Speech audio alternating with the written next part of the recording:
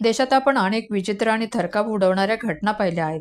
प्रेमासाठी माणूस किती अंध होऊ शकतो याची मर्यादा आपण दर काही महिन्यांनी पाहतो. कधी सोनम रघुवंशी सारखी स्त्री जी आपल्या प्रियकरासाठी नवऱ्याचा काटा काढते, कधी मुस्तान रस्तोगी जिने प्रेमाचं नाटक करत आयुष्यभर साथ देण्याची शपथ घेतलेला नवरा संपवला. अशा कथा ऐकताना अंगावर काटा येतो. पण आज आपण ज्या घटनेबद्दल बोलणार आहोत ती त्याहून भयंकर आहे. कारण या प्रकरणात रुबी नावाच्या स्त्रीने प्रेमासाठी नवऱ्याचा जीव घेतला आणि सर्वात भयानक म्हणजे तिने हे सर्व केलं आपल्या मित्राच्या मदतीने. रुबीचं प्रेम इतकं अंध, इतकं विकृत बनलं होतं की तिने ज्या व्यक्तीबरोबर लग्नाचं बंधन बांधलं त्यालाच कायमचं संपवलं. ही घटना फक्त एका कुटुंबाची नाही, तर ती आहे प्रेम, विश्वासघात आणि विकृत इच्छेच्या संघर्षाची. ही घटना आहे अहमदाबाद शहरात घडलेल्या किचन खून प्रकरणाची. अहमदाबादमधल्या रामोल भागात एक छोटंसं घर. बाहेरून बघितलं तर सगळं अगदी सामान्य. एका कुटुंबाचं साधं आयुष्य.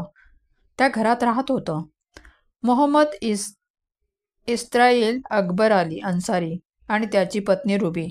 दोघांनी 2015 साली प्रेमविवाह केला होता. रुबी बिहारमधील सिवान जिल्ह्यातील होती आणि इस्राईल तिथलाच. प्रेमात पडले. घरच्यांच्या विरोधाला न जुमानता लग्न केलं. अहमदाबादला आले. नवं आयुष्य सुरू केलं. इस्राईल मिस्त्रीचं काम करत होता. 2 मुलं झाली. 1 मुलगा, 1 मुलगी. सगळं ठीक चाललं होतं. किमान बाहेरून तरी असं दिसत होतं. पण हळूहळू त्यांच्या नात्यात वाद वाढू लागले. रुबीला वाटायचं की नवरा खूप कडक, संशयी आणि रागीट आहे. तर इस्रायलच्या वाटायचं ती आता आधीसारखी राहिली नाही. काहीतरी लपवते. प्रेमाचं घर आता संशय, राग आणि भांडणांनी भरलं होतं. त्या दरम्यान रुबीच्या आयुष्यात आला इम्रान वाघेला. तो शेजारी नव्हता, पण परिचयातून जवळ आला. हळूहळू दोघांचं बोलणं वाढलं आणि बोलणं नात्यात बदललं. रुबीला त्याच्यात समजून घेणारा पुरुष दिसला. इम्रानलाही ती आकर्षक वाटली. आता दोघं रोज भेटायचे. इस्राईल कामावर गेला की इम्रान घरात यायचा. शेजारीही म्हणायचे, रुबीच्या घरी नेहमी तो माणूस येतो. पण कोणालाच काही विचारायची हिंमत नव्हती. इस्राईल याला संशय येऊ लागला. तो म्हणायचा, तू दिवसभर मोबाईलमध्ये काय करतेस? कोणाशी बोलतेस? पण रुबी प्रत्येक वेळी काहीतरी कारणं सांगून टाकायची. तिच्या मनात आता नवऱ्याबद्दल प्रेम संपलं होतं. ती म्हणायची, तो मला समजून घेत नाही, तो मला फक्त आदेश देतो. इम्रान मात्र तिच्या मनात प्रेमाच्या नावाखाली विष पेरत होता.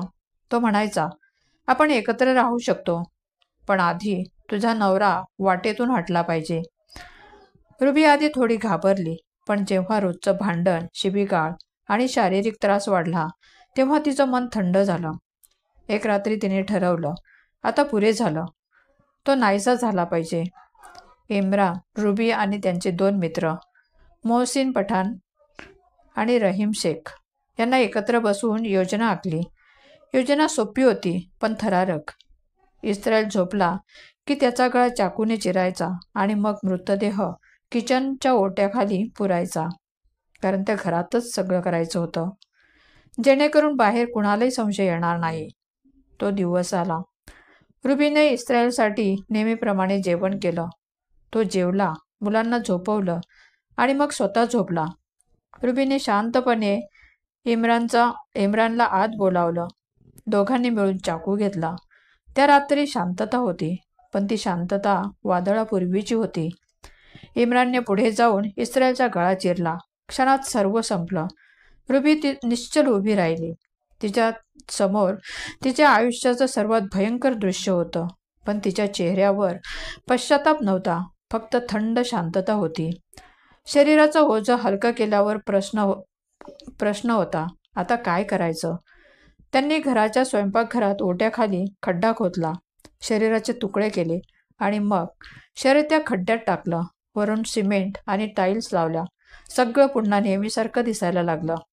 त्या रात्रीनंतर रुबी आणि इम्रानने नव्या जीवनाचा अभिनय सुरू केला.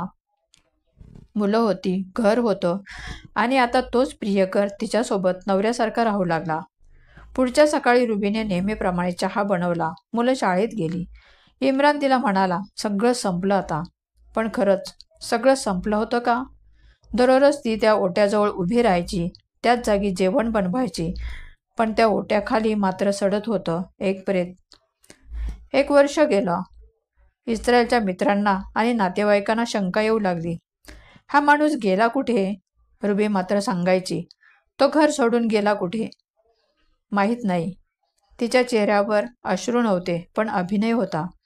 एक दिवस अहमदाबाद गुन्हे शाखेला गुप्त माहिती मिळाली. पोलिसांकडे बेपत्ता व्यक्ती म्हणून त्याची नोंद झाली. पोलीस घरी आले. त्यांनी घरात शोध घेतला. सुरुवातीला काहीच सापडलं नाही, पण त्यांना स्वयंपाकघराच्या एका कोपऱ्यात टाईल्सचा रंग थोडा वेगळा दिसला. पोलिसांनी इम्रान वाघेला याला चौकशीसाठी ताब्यात घेतलं. सुरुवातीला तो काहीच बोलला नाही, पण तपासकांनी प्रश्नाच्या मार्याने त्याचं मनोबल तोडलं आणि मग तो म्हणाला, हो, आम्हीच मारलं त्याला. त्याच घरात पुरलं. पोलीस थक्क झाले. किचनच्या फरशा उकडायला सुरुवात केली. पहिली फरशी, दुसरी, आणि मग खालून येणारा दुर्गंध. मातीमध्ये दिसू लागले हाडांचे अवशेष, केस, कपडे. त्या क्षणी सगळ्यांच्या अंगावर काटा आला. ज्या ओट्यावर रुबी गेल्या वर्षभरापासून अन्न शिजवत होती, त्याच ओट्याखाली तिच्या नवऱ्याचं प्रेत दडलेलं होतं. त्या दृश्याचं वर्णन करणंही कठीण होतं. पोलीस म्हणाले, अशा निर्दयतेचं उदाहरण आम्ही क्वचित पाहिलं आहे. DNA चाचणीत खात्री झाली, तो मृतदेह इस्रायल अन्सारीचाच होता. इम्रान आणि रुबी दोघांनाही अटक झाली. त्यांनी सगळं कबूल केलं. त्यांच्यासोबत गुन्ह्यात सामील असलेले मोहसिन पठाण आणि रहीम शेख यांनाही अटक झाली. रुबी चौकशीत म्हणाली, तो मला नेहमी मारायचा, त्रास द्यायचा. मी तुटून गेले होते. इम्रान माझा ऐकायचा, म्हणून मी त्याच्याकडे वळले. या प्रकरणात 2 गोष्टी लक्षवेधी होत्या. पहिली, भावनांवर नियंत्रण हरवणं, आणि दुसरी, गुन्हा लपवण्याचं नियोजन. रुबी आणि इम्रान दोघांनीही विचारपूर्वक सर्व योजना राबवली. त्या दोघांचं मन जिथे प्रेम असायला हवं होतं, तिथे आता फक्त अहंकार आणि स्वार्थ उरला होता. जेव्हा नातं विषारी होतं, तेव्हा माणूस स्वतःचा आणि दुसऱ्याचाही अंत करतो. पण इथे त्यांनी मृत्यूला लपवून त्यावर जगण्याचा अभिनय केला, आणि हाच त्यांच्या अपराधपणाचा सर्वात भयंकर भाग आहे. ही बातमी समोर आल्यानंतर संपूर्ण अहमदाबाद हादरलं. सगळ्यांच्या तोंडून एकच वाक्य निघालं, किचन खाली नवरा पुरला होता आणि पत्नी वर्षभर त्याच्यावर जेवत होती. कोणावर प्रेम करणं चुकीचं नाही, पण त्याच्यासाठी एखाद्याचा जीव घेणं ही माणुसकीची सर्वात मोठी चूक आहे. खरा प्रेमी तोच असतो जो आयुष्य देतो, पण कधीच कोणाचं आयुष्य घेत नाही. ही होती अहमदाबादमधली थरारक खरी घटना. जर तुम्हाला अशा वास्तवावर आधारित मराठी क्राईम स्टोरीज आवडत असतील तर चॅनलला सबस्क्राईब करा आणि पुढील कथेसाठी तयार राहा. धन्यवाद.